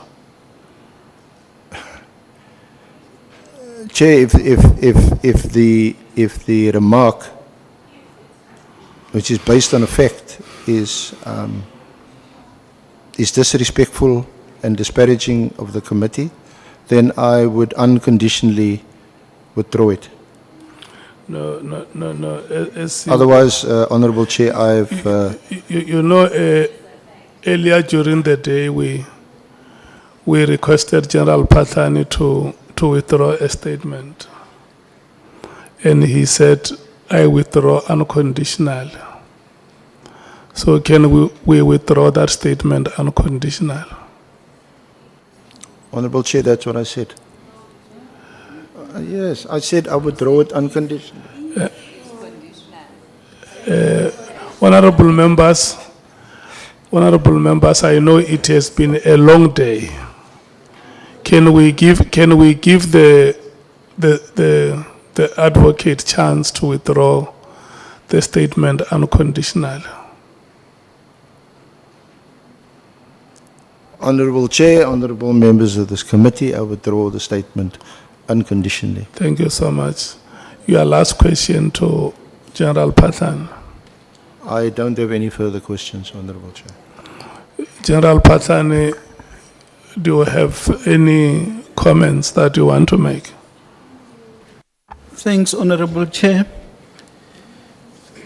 I just want to place it on record that I was invited to assist this Honorable Committee with the work the committee is supposed to be doing in investigating whatever transpired in the South African Police Service and maybe broader, but my focus is solely closer to home, the South African Police Service. I place it on record that I am bitterly disappointed with myself that I was not able, of course not with a fault of mine, I was not able to place my affidavit and the issues contained therein before this honorable committee. I of course accepted the responsibility that I have to answer questions, and I have done so to the best of my ability. For reasons beyond my control, parts of my affidavit were deliberately skipped, and I did not experience what I know is leading a witness. I was subjected to interrogation. Unfortunately, it can be considered to be leading of evidence, and I'm hurt that this will happen to me in the People's Parliament. Let it not happen to anyone else but me. Thank you, Chair.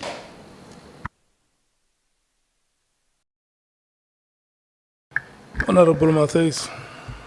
Chair, just to close, I think Lieutenant General must know that the reflection of this committee is not only the evidence leader. So we are members of Parliament, and the fact that we've had this discussion shows that there was a sense of fairness in you presenting over here, because no, we did not allow it. The fact that we've had very heated engagements on there. So when you leave here, I don't think it's fair for you to say that you leave here without you being heard and that you were not protected by members of parliament. Thank you. Honorable Ngola. No, thank you very much, Chair. Chair, we would have seriously observed the proceedings in light of ensuring that there is progress. And I believe that it is important that we put it out there that there is no verdict on anyone in these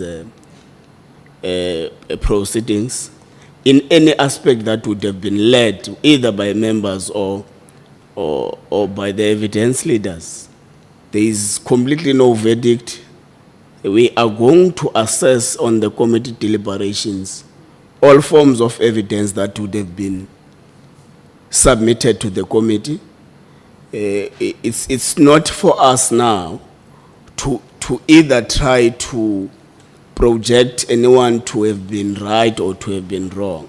It's important that we run this inquisitorial process in a manner that is dignified, that reflects that we are a parliament of the people.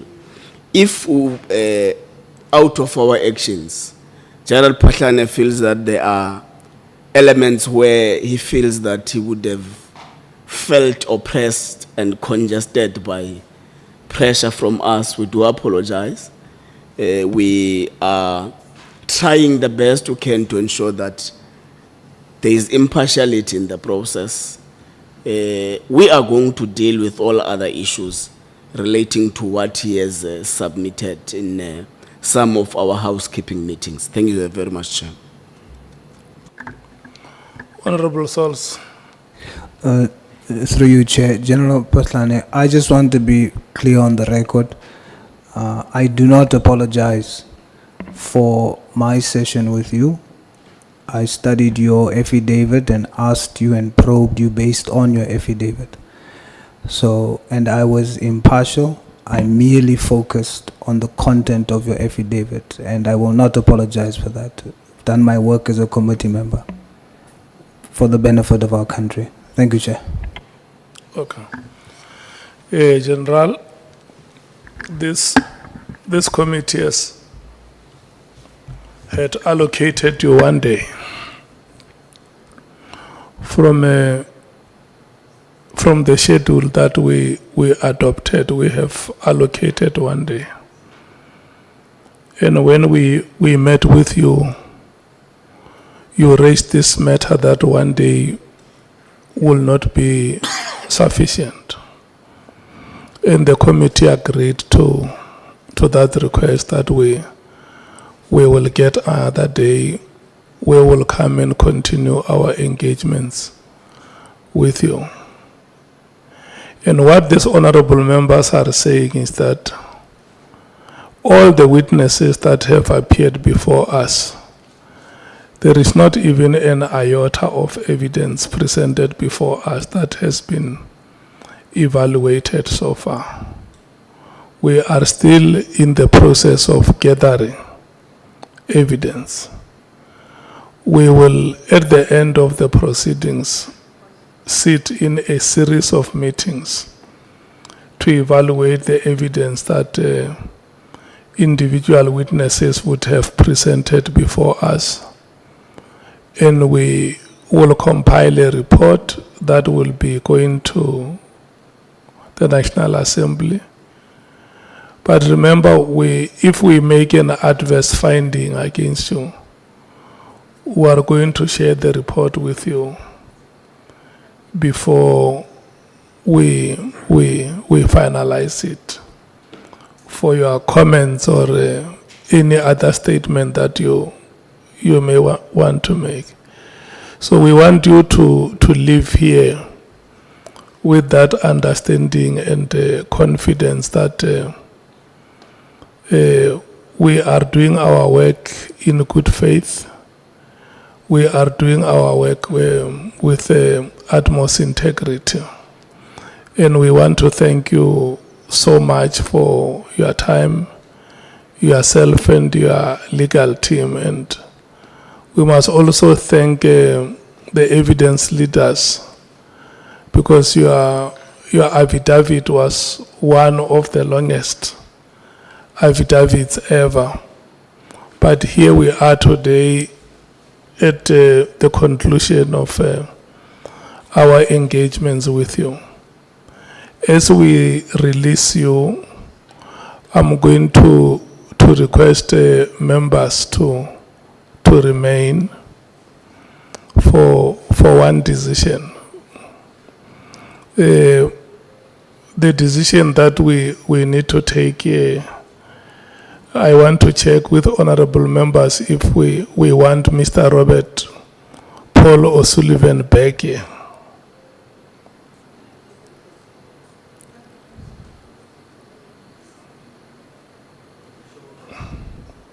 Honorable Ngola. Yeah, Chair. I think it's common cause that his evidence was not complete. So there is no doubt that we want Mr. Paul O'Sullivan back to appear in this parliament. And as part of actually showing that parliament is not a shebeen, you don't behave anyhow you want. We must actually ensure that the dignity and the decorum of parliament is not eroded by such conduct and such behaviors. So we want to set an example with Mr. Paul O'Sullivan. He must speak, he must come back here. So we suggest that we write a letter and schedule a date for him, failing which, and the date must just be next week. Tomorrow is Friday, by Tuesday, he must appear before us, failing which we are subpoenaing him to come and appear. Thank you. MKP. Yeah, no, thanks, Chair. Chair, Paul O'Sullivan must come back to the committee, but we are making a further submission because we have been reliably told that for his previous appearance to this committee, he claimed a lot of money from Parliament. He claimed 90,000. He slept in a 6-star hotel. Whereas there is no witness who has ever booked for themselves in a 6-star hotel. So that money must not be given to him up until he comes back to the committee.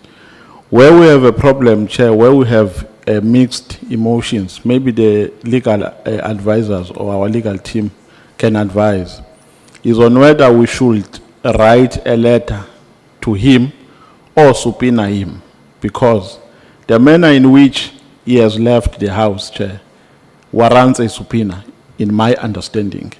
We can subpoena him because of the manner in which he has left. Because if we write a letter to him, remember the clause that has been read to us, that says, if a person has been summoned, then you can lay a criminal charge if he contemns Parliament. Now, if he comes back, or if we invite him, we're running out of time. If we invite him to come and it doesn't appear, or he comes and misbehaves, we're not going to lay criminal charges right on the spot because he would have not been summoned. So my view, unless the legal team suggests otherwise, our view is that let's subpoena him to come here because we do have a right in terms of the law to subpoena him.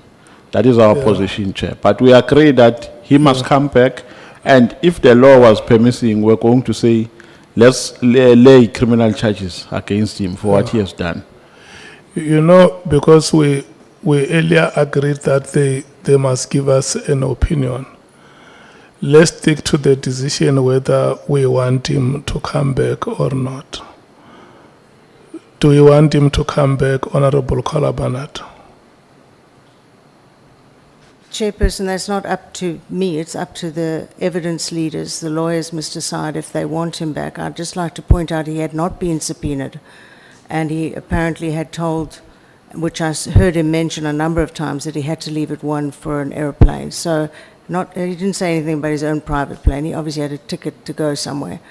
So, as far as I could see, he didn't break any law, but that's up to, I mean, the ruling is he had not been subpoenaed, and so he was here of his own volition, which he was the last time.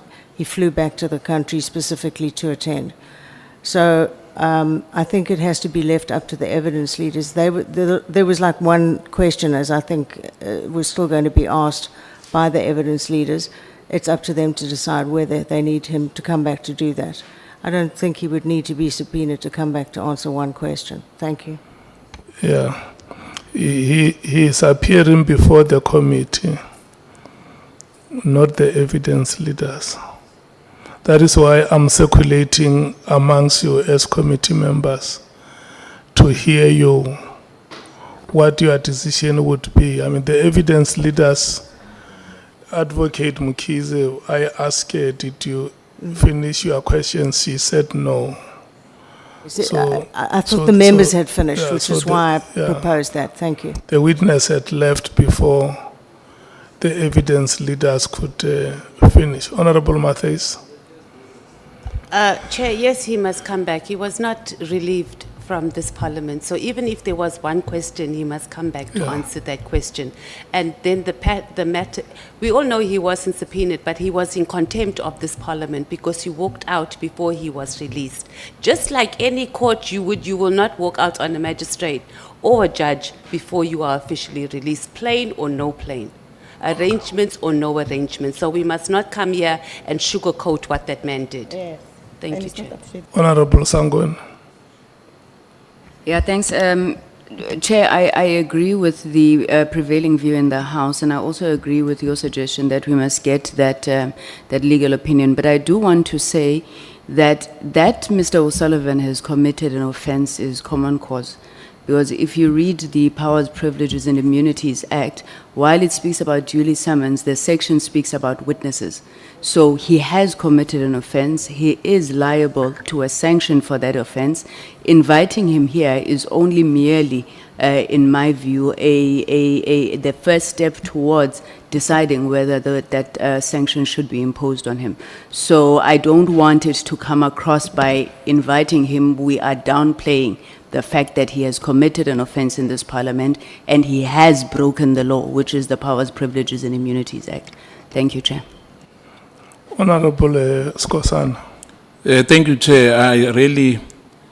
I want to emphasize as well that, Paul O'Sullivan, the contempt of Parliament arises when a conduct of unlawful interferes with Parliament in the performance of its constitutional functions. The Act provides us as well. We should not shy away from that. The concept is therefore not limited to disorderly behavior in this chamber, which he has done. Failure to comply with summons in case he doesn't even want to do that. In fact, for me, we should not even invite him to come here. We must summon him. You support that he must come back? I'm supporting that because the powers and privileges we have to do that, Chair. He has to come and answer. If you remember, Honorable Malema, when he was still here, Mr. Paul O'Sullivan, he said we are going to have a bite even after that. So we didn't confirm, as Honorable Banat is saying, we didn't conclude that. And in fact, he must come and answer why he left this parliament. The integrity of this parliament has to be protected.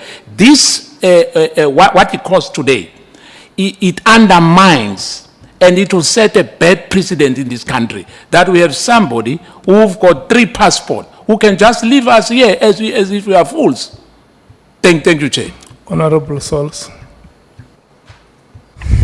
Chair, we must send a very, very clear message that if you're in contempt of our duties or our processes, we will deal with you. We must also not be emotional. We must focus on procedure. And by him coming back shows that we are not emotional, we are about the work that we do. But we must be very, very strict on not allowing contempt. There is a sanction, of course, based on the Act, Section 13. But I want to say, Chair, if it is true what Honorable Nomvalo has said, that he has slept in 6-star hotel and It's 90,000 and he's claiming back from Parliament. If that is true, Parliament should not pay what he spent. Parliament should only pay what they've paid other witnesses or paid for other witnesses. So if another witness, Parliament spent 5,000 rand on another witness, they must only give him back 5,000. It's not our business that he spent 90,000. So we must be very clear about that, Chair, because otherwise we would have been treating him different than other witnesses. But I do agree that he should come back. Thank you, Chair. Okay. Honorable Wessels. Thank you, Chairperson. I agree that Mr. O'Sullivan's conduct was unacceptable, but I do want to caution us against coming across being petty. If it's a serious violation or transgression of the Act, then just having him come back is not enough.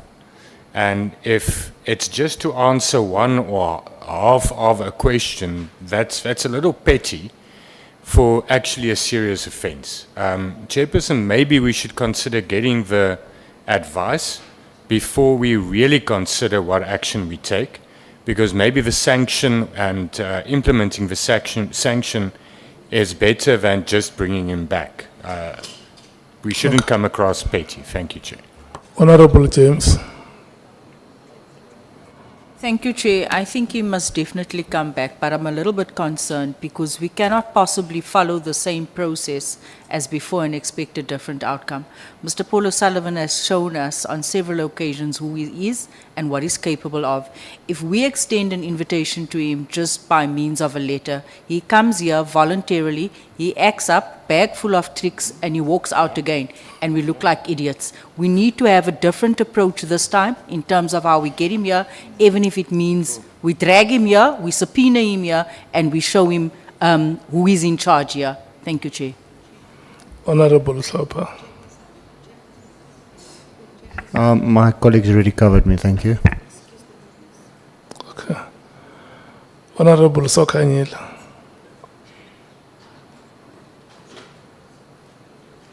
Thank you, Chair. He must come, Chair. Okay. Honorable Shongwe.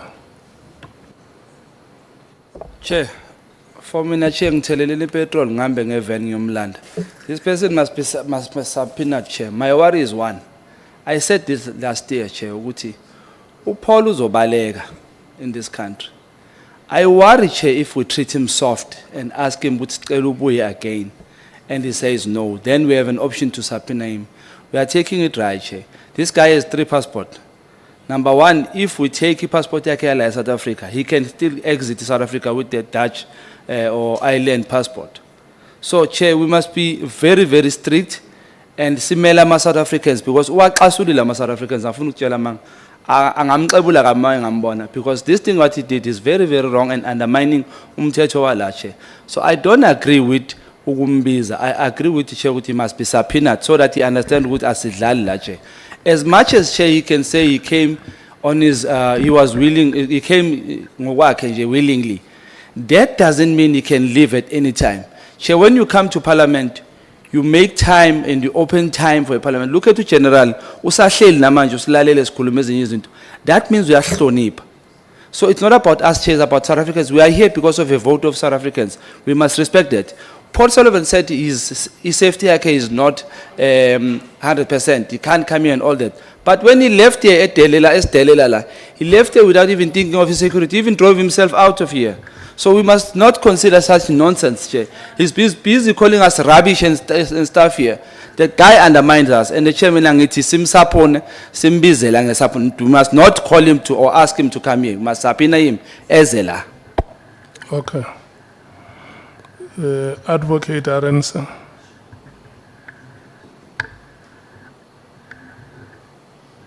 Honourable Chair, honourable members, what Mr. Sullivan did today is totally unacceptable.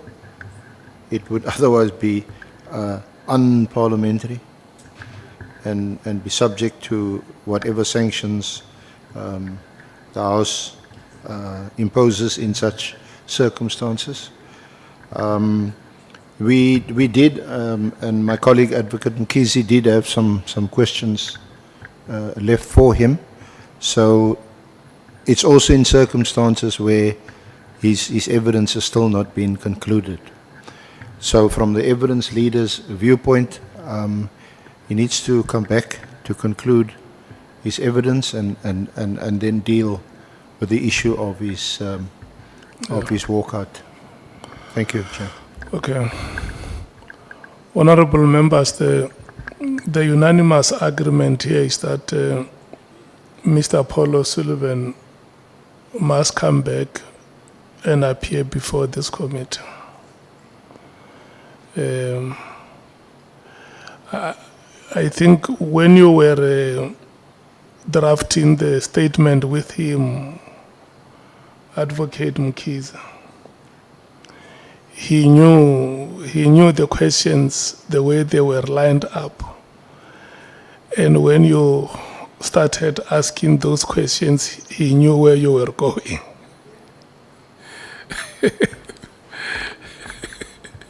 And there was no other way to escape from the proceedings. But look, you know, when I was at a primary school, there used to be a short story with the heading, No Ayakushatebo, a thankless snake. If you know how we were very sympathetic towards him the last time when he was in pain. And it is a slap on our face. He was struggling very bitterly, and all of us sympathized with him in many ways, going even to an extent of putting him in our prayers. That whatever pain he has, with the fire of the grace, that pain must be lessened, or that pain must vanish. And today he came and spitted on our face. He came and spit on our face the way he did. So we agree that he must come back. And number two, members are also saying that there is an offense that has been committed. When the legal team generates that opinion, that aspect must not miss.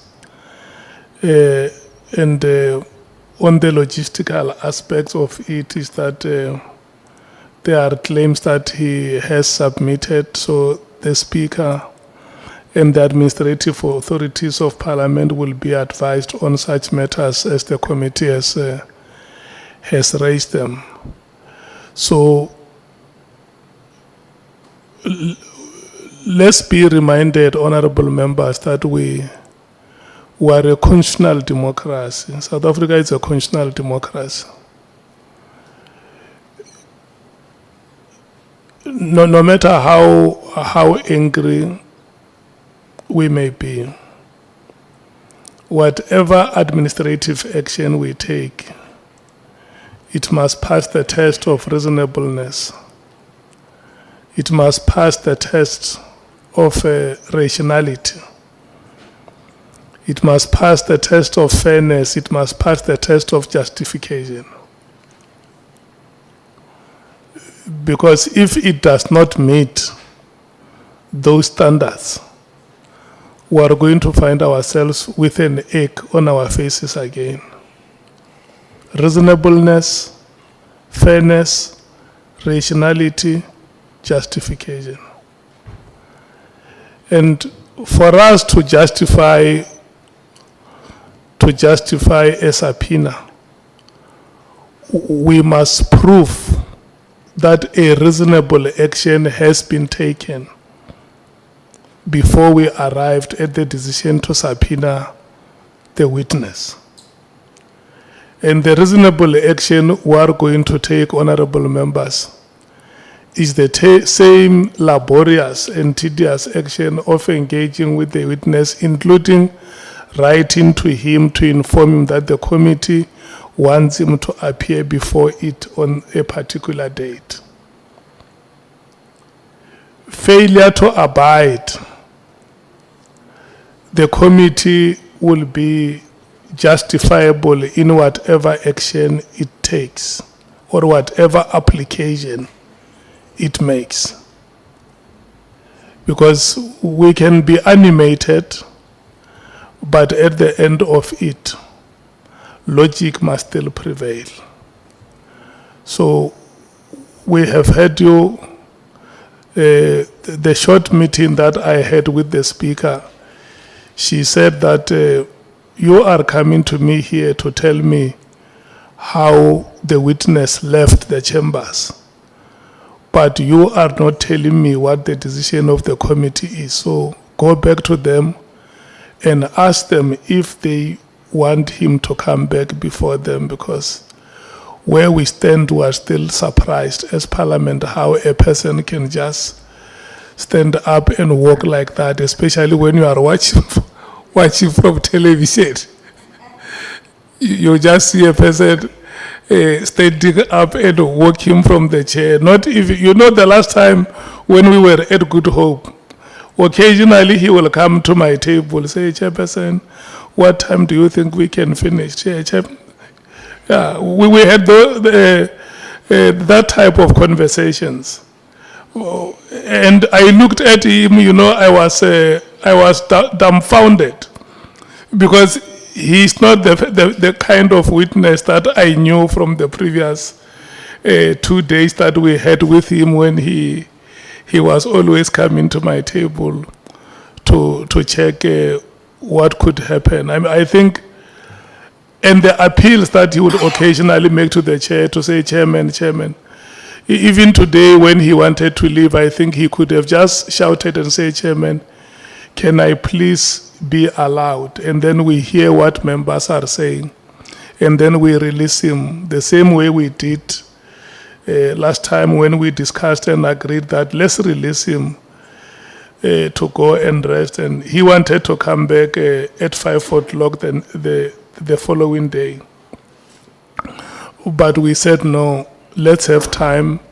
You will come back on a date that we will agree with you. Even now, Mr. Tejana and Advocate Arense, together with those other members of the team, let's start to engage him, but we must make sure that tomorrow he receives our letter that we want him to appear before us. Honorable members, Honorable Matthews, yes. Just one thing, I just want us to be very clear, yeah? The issue of him coming back Yeah, he's is coming one back. issue. The other issue of contempt of Parliament is a different issue. Yes. So we must not think that him coming back, whether we summons him or whatever, is not going to deal It with doesn't the issue of cancel that. contempt. Because you said the Speaker just asked you whether he must come back, not about what are we going to do about the contempt. Yeah. So I just wanted clarity. Thank you, The- Chair. The rest of the aspects, the Speaker also relies on the advice of the Parliamentary Legal Services that will be given to us. Yeah. Thank you so much, honorable members. Before you leave, this weekend is a weekend where the Republic comes to a standstill when the former spokesperson, your team is no longer in the PSL. Yeah, but I mean, one day we beaten both teams. No. Thank you. I'm saying that the two teams that you were spokesperson to, Mpumalanga Black Aces and Supersport United, are no longer in the PSL. Asrik is there. So you are like me. We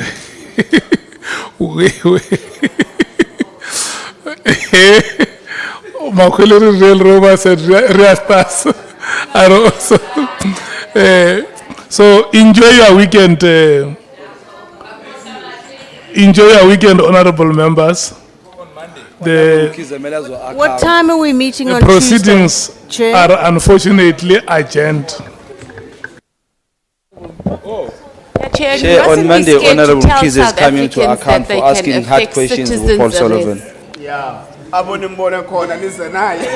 We can have citizens arrest in the country.